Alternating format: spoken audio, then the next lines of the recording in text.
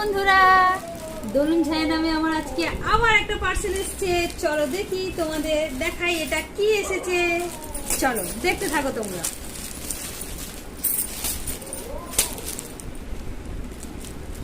আজকে আমার এই পার্সেলটা এসেছে।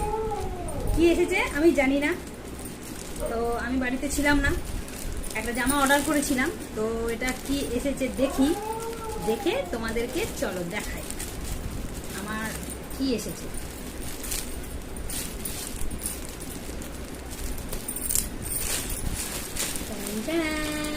এই দেখো, আমার একটা দোলন ঝায়ের নামে